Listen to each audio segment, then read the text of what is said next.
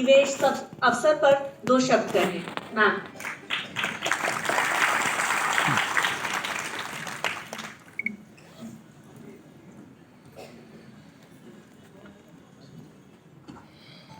Thank you ma'am.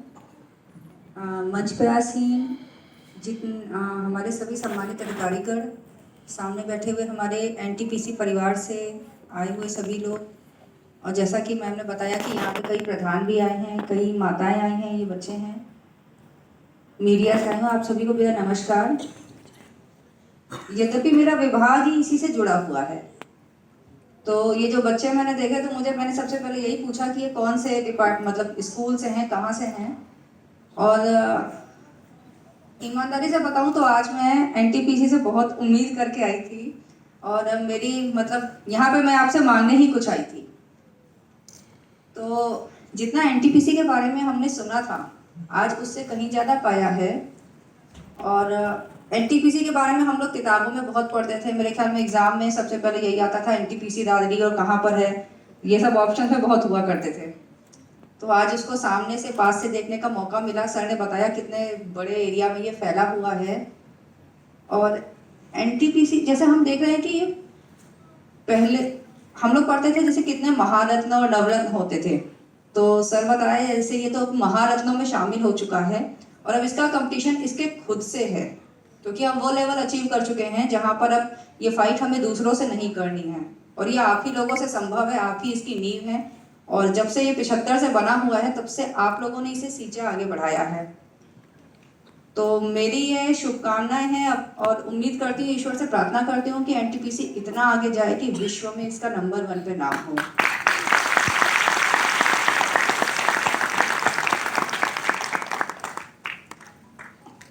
और हमारी मुख्य अतिथि मैम अंकिता मैम, आपके बारे में मैंने सुना था, एक कागज पेपर में पढ़ा था, लेकिन आज आपको देखने का मौका मिला है, इसके लिए बहुत बहुत धन्यवाद।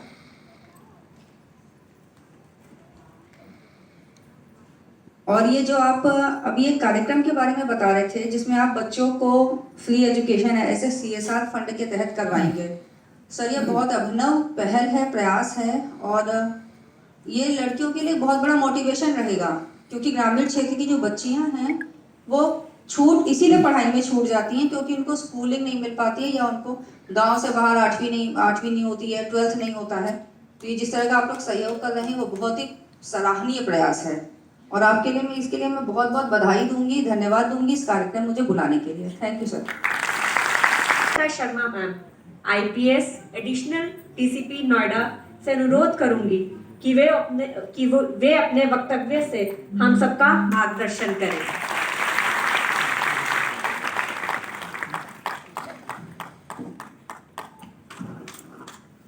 Thank you so much.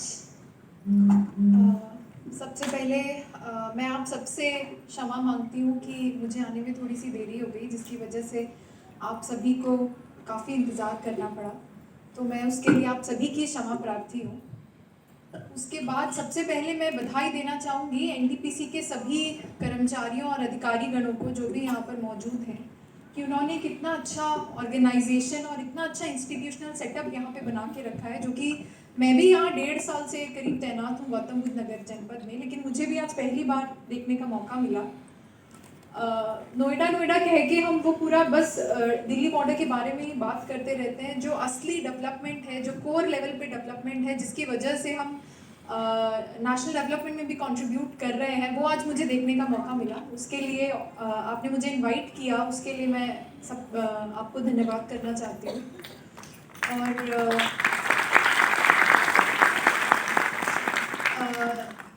Most importantly जो ये प्रोग्राम है, जो भी 4 हफ्ते का प्रोग्राम आप लोगों ने डिज़ाइन किया है, मतलब it's such a brilliant programme.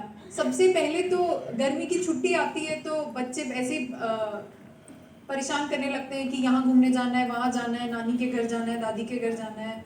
बच्चों की मम्मियाँ परेशान हो जाती हैं कि अब ये स्कूल नहीं जाएगा, सारे दिन दिमाग खाएगा।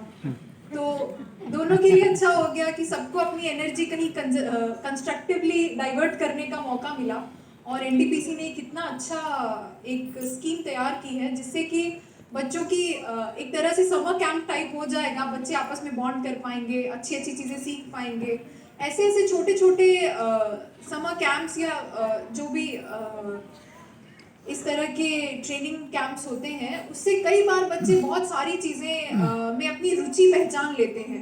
जैसे मैंने अभी सुना कि इसमें योगा भी है, हेल्थ के बारे में भी है, बहुत सारे स्पोर्ट्स भी हैं और भी कई गतिविधियां हैं। तो इस चीज़ के बहुत चांसेस हैं कि कितने सारे बच्चे अपनी रुचि का सब्जेक्ट चुन के उसमें आगे एक्सेल कर सकते हैं। जब हम लोग छोटे थे या आज से 15-20 साल पहले, तो ये ऐसे मान के चला जाता था कि सिर्फ पढ़ाई करनी है, पढ़ाई करके 2-3 डिग्री लेनी है तो ही एक अच्छा जीवन हम व्यतीत कर पाएंगे। लेकिन आज हमें पता है कि उस तरह की जो सोच थी वो अब खत्म होती जा रही है। बहुत सारी आजकल सोशल मीडिया से लोग इतने अच्छे तरीके से अपना जीवन यापन कर रहे हैं।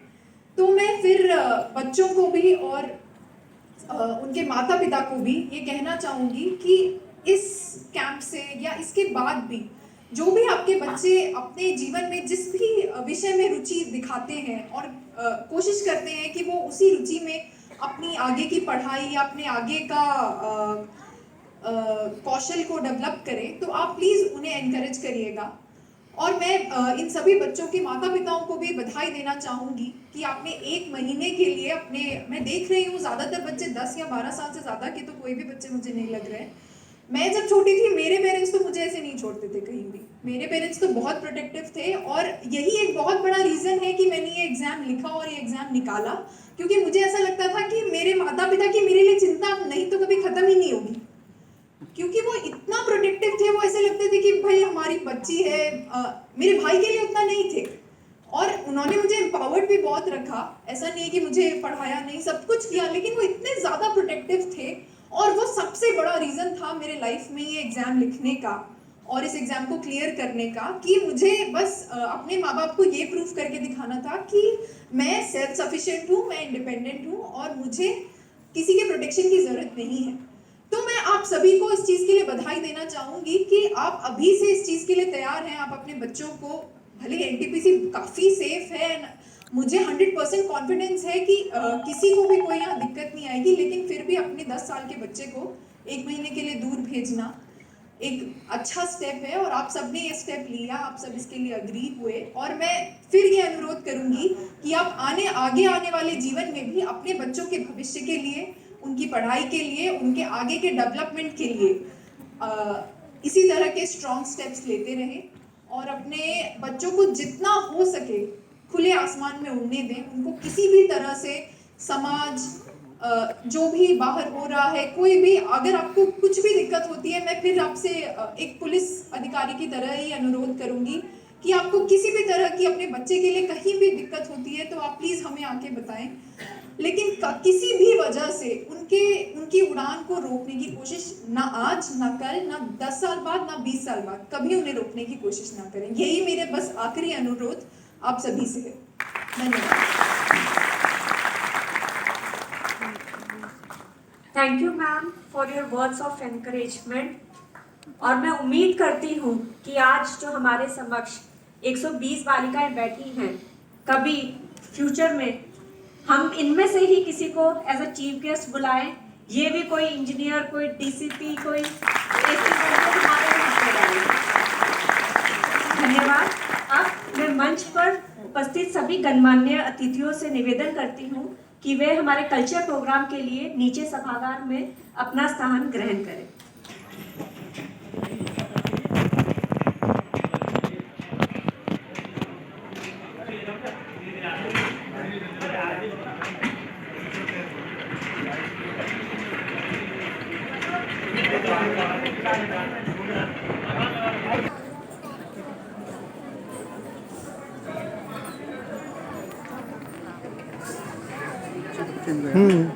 Mungkin